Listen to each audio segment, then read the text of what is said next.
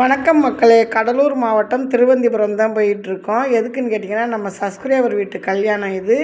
அந்த கல்யாணத்துக்காக நாங்கள் போய்கிட்டுருக்கோம். நானும் என் கணவரும் போயிருக்கோம். ஆல்ரெடி பண்ருட்டி கல்யாணத்தை முடிச்சுட்டு அதே தினத்தன்று இங்கே கல்யாணம் திருவந்திபுரத்தில். பந்தல்லாம் பாருங்கள், அந்த மேடையோட அலங்காரத்தை பாருங்கள். இளநி வச்சுருக்காங்க, மாங்கொத்து, வாழைப்பூ, வாழை மர தோரணம் ரொம்பவே அழகாக இருந்துச்சு பார்க்குறதுக்கு. கல்யாண மண்டபம் ஆண்டாள் திருமண மண்டபம் ரொம்ப நல்லா இருந்துச்சு. அவங்க தான் நம்ம சப்ஸ்கிரைபர். அவங்க கட்டாயம் நீங்கள் திருமணத்திற்கு வரணும் அப்படின்னாங்க. ரொம்ப சந்தோஷமாக இருந்துச்சு. அதனால் கல்யாணத்துக்கு போயிட்டு இந்த கல்யாணம் நாகவல்லி திருமணத்துக்கு போய் ஜாயின் பண்ணிட்டோம். ஏன்னா முதல் முகூர்த்தம் 7:30-9 அப்புறம் 11 மணிக்கு நம்மளுக்கு இந்த நாகவல்லி கல்யாணம் இங்கே நடந்துச்சு. அதனால் இந்த திருமணத்திற்கு வந்தாச்சு. ரொம்பவே சந்தோஷமாக இருந்துச்சு. நம்ம கல்யாணம் முடிஞ்சோன்னா பொண்ணு மாப்பிள்ளை மாலை மாற்றிக்கிறாங்கல்ல, சம்பிரதாயம் இதெல்லாம் நிறைய ஊர்களில் இன்னும் கிராமத்து சம்பிரதாயம் மாறவே இல்லை. அவ்வளோ சூப்பராக இருக்குது. கல்யாணம் பார்க்குறதுக்கு மனசுக்கு சந்தோஷமாகவும் இருக்கும். ரெண்டாவது இது மாதிரி ஒரு திருமணங்கள்லாம் பார்க்குறதுக்கு நமக்கு கொடுத்து வச்சுருக்கணும். அது நான் அந்த கடவுள்கிட்ட வேண்டிக்கிறேன். பார்த்திங்கன்னா இப்போ பொண்ணு மாப்பிள்ளையை மாற்றி மாற்றி தொணை மாலையை எடுத்து கொடுக்குறாங்க, மாற்றி மாற்றி போட்டுக்கிறாங்க. இருந்தாலும் நம்ம சம்பிரதாய பிரகாரம் நம்ம பொண்ணு எழுந்திரிச்சு மாலை போடுறாங்க பாருங்கள். நம்ம சப்ஸ்கிரைபர் இவங்க தான் ரொம்ப சந்தோஷப்பட்டாங்க. அவங்களுக்கு ரொம்பவே மனசுக்கு மகிழ்ச்சி. ஏன்னா நானும் என் கணவரும் அந்த திருமணத்தை போய் அட்டன் பண்ணது ரொம்ப சந்தோஷமாக இருந்துச்சு. அப்படியே மாடியில் நின்று பார்த்தேன் பாருங்கள், இந்த பூ அவ்வளோ அழகாக இருந்துச்சு.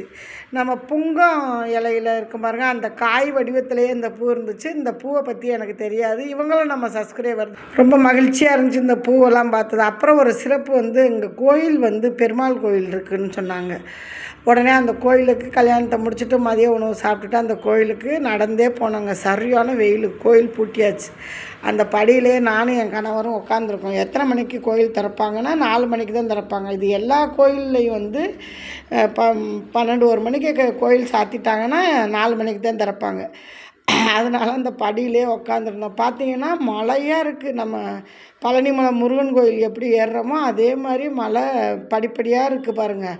அதை உங்கள்கிட்ட காட்டியிருந்தாங்க. அது கீழ்படியில் தான் உட்காந்துருக்கோம். அப்புறம் ஒரு இதுதான் நடங்க, இந்த கோயில் இந்த இடத்த திறந்தாத்தேன், இந்த வாசலை திறந்தாத்தேன் நம்ம உள்ளே போய் எல்லா சுவாமிகளையும் பார்க்கலாம், ரெங்கநாதர் சுவாமியை பார்க்கலாம்.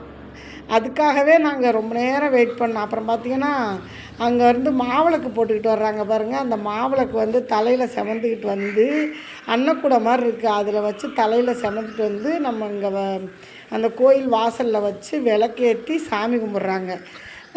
என்ன இது ஒரு வித்தியாசமாக மாவிளக்கு போடுறாங்களேன்னு பார்த்தேன். இந்த கோயில் சுற்றி உள்ள கடைகள், வீடுகள், அந்த கோயிலோட இது விளக்கேற்றி சாமி கும்பிட்றாங்க. எங்கள் வீட்டுக்காரவங்க ரொம்ப வெயிலாக இருக்குன்ட்டு போய் கூல்ட்ரிங்க்ஸ் இதெல்லாம் வாங்கிட்டு வராங்க. மாவிளக்கு போட்டு தலையில் தூக்கி வச்சு எடுத்துக்கிட்டு கிளம்பிட்டாங்க. மாவிளக்கு போட வந்தவங்க.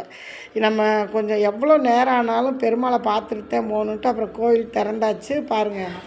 கோயில் திறந்தோன்னா போய் சாமி கும்பிட்டு மலை மேலே ஏறுற மாதிரி இருக்குங்க அந்த படிக்கட்டு. அதில் ஏறுறோம்.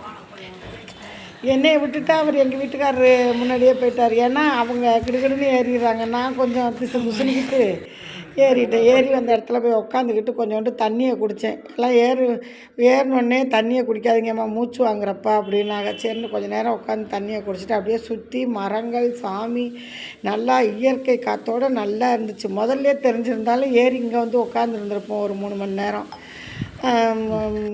அந்த அளவுக்கு தெரியல. மேலேயே கடையும் இருக்குது. நெய் தீபம் போடுறவங்க போட்டுக்கலாம், சிறப்பு வழி. நாங்கள் உடனே தீபம் வாங்கி நான் எங்கள் வீட்டுக்காரரும் விளக்கேற்றிட்டு போய் சாமியை கும்பிட்டு அந்த கடையில் தான் விளக்கு வாங்கினோம். விளக்கு வாங்கிட்டு இருக்காங்க பாருங்கள் எங்கள் வீட்டுக்காரவங்க. விளக்கு என்கிட்ட சொல்லிவிட்டு நான் சுற்றி பார்க்குறேன், எல்லா இடத்தையும் பார்த்துக்கிட்டு சரி அப்படியே ஒரு வீடியோ எடுப்போன்னு எடுத்துக்கிட்டு விளக்கேற்றி சாமி கும்பிட்டாச்சு. இதுதான் அந்த மலை மேலே இருக்கிற சுவாமியோட அந்த சாமி ஆர்ச் மாதிரி இருக்கும், நல்லா இருக்குது. அப்புறம் சாமியை பார்த்துட்டு சாமி கும்பிட்டு நல்ல ஒரு தரிசனம். கீழே இறங்குற பாருங்க. கீழே இறங்கினோடனே கீழே இறங்கி மேலே அந்த சாமியை ஒரு வீடியோ எடுத்தேன். வீடியோ எடுத்துக்கிட்டு கீழே இறங்கியாச்சு. இறங்கி இப்போ நடந்து வந்துக்கிட்டே இருக்கோம். வர்ற வழியில் எல்லாம் அந்த நம்ம எந்த வழியில் போனோமோ அதே வழியில் நடந்து வர்றோம். ஒரு கடையில் எங்கள் வீட்டுக்காரவங்க சரி கோயிலுக்கு வந்திருக்கோம் ஞாபகமாக கயிறு வாங்கிட்டு போவோன்ட்டு கயிறு என்ன விலைன்னு கேட்டு கயிறு வாங்குகிறாங்க. சரி வாங்குங்க, நம்ம ஏதாவது வந்திருக்கோம், நம்ம ஏதாவது ஞாபகமாக வாங்கணும் அப்படின்ட்டு பிள்ளைங்களுக்கு வாங்கிக்கிட்டு அப்படியே கொஞ்சோண்டு தேவைப்படுற பிரசாதம்லாம் வாங்கிக்கிட்டு நடந்து அப்படியே வர்றோம். விலை கேட்கும்போது அவங்க கொஞ்சம் கூட சொன்னாங்க. என்ன இந்த எங்கள் ஊரில் சுவாமிமலையில் கம்மி தானேன்னு. பரவாயில்ல எடுங்க ஐயா, சாமி எடுங்க அப்படின்னாங்க. அப்புறம் அதை வாங்கிக்கிட்டு அப்படியே நடந்து வரோம் பாருங்கள். திருவந்திபுரத்தை பார்த்தது ஒரு சிறப்பு.